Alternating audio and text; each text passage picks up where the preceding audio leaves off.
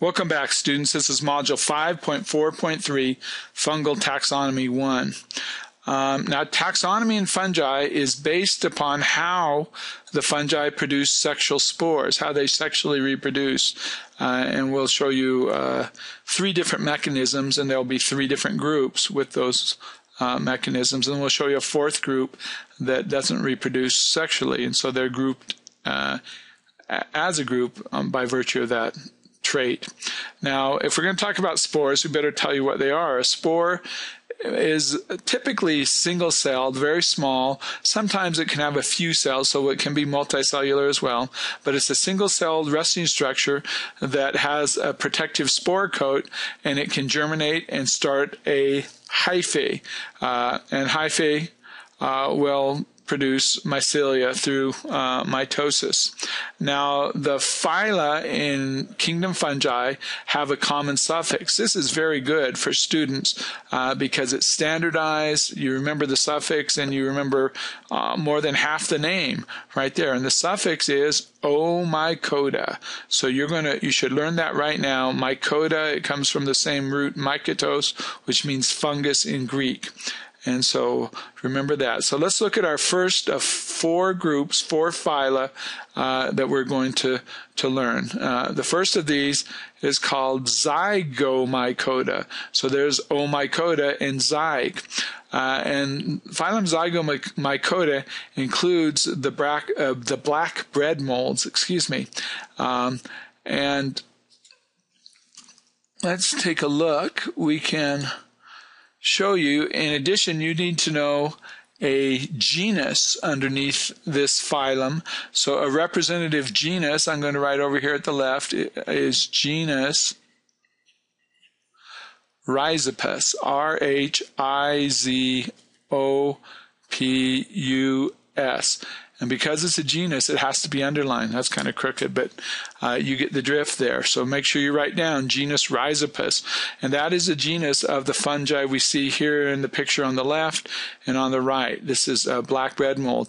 The mycelium, or the mass of hyphae, is white or clearish, and the spores are black, and that's what makes them look black. Here is the life cycle, and you should be somewhat familiar with this life cycle.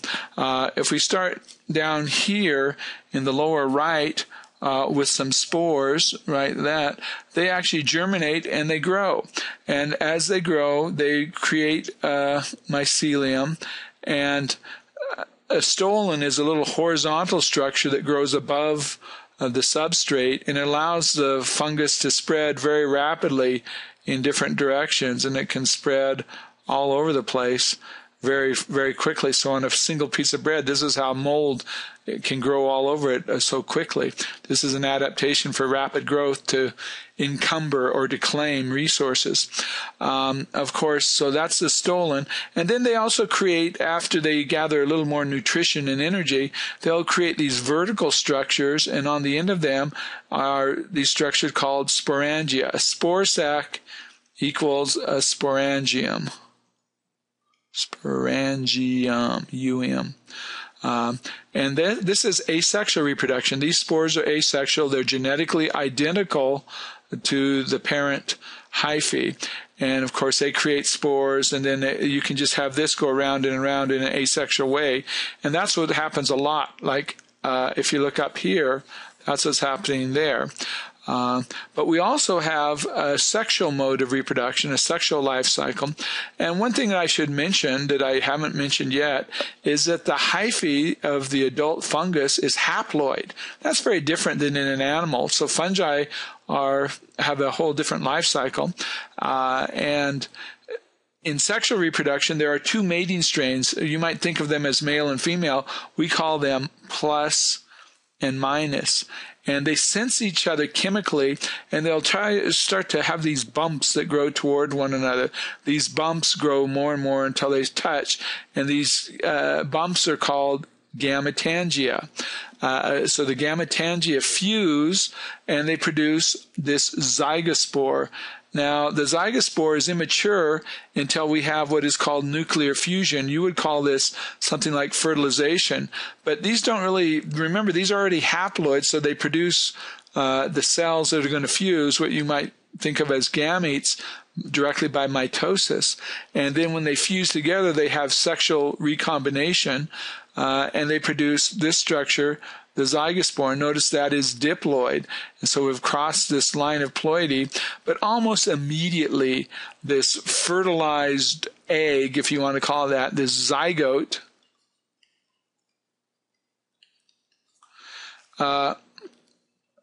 actually will undergo meiosis, and it produces a special sporangium that has spores that have been produced sexually, and that's what comes out. And so this is how Rhizopus reproduces in a sexual mode. And so that's just the life cycle and an introduction to phylum Zygomycota, genus Rhizopus. Let's look at a second phylum.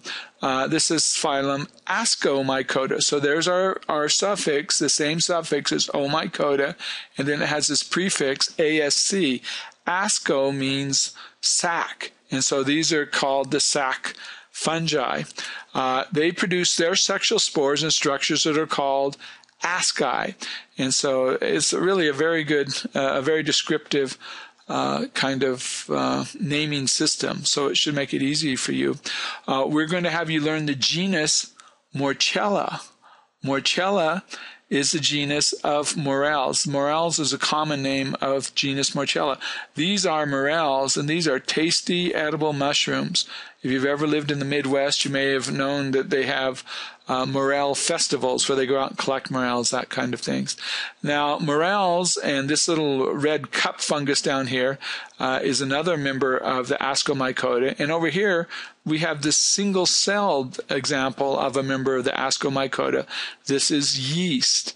And we're not going to make you learn the genus of yeast, but yeast have important commercial applications, especially bread and alcohol. Think beer and pizza. But in any case, we want to look at how the Ascomycota produce their sexual spores. So if we look at this in the upper left, this photograph actually shows this is a micrograph, a light micrograph, and this shows an ascus. Ascus is singular. If we have two or more, they become asci, and an ascus equals a sac. And typically, this is how sexual spores are produced. So inside here, we actually have 1, 2, 3, 4, 5, 6, 7, 8 spores, and that's real typical of an ascus. 4 spores are produced by meiosis, and then there's one mitotic division, and that doubles the number to 8, and that's how we get 8 spores in an ascus.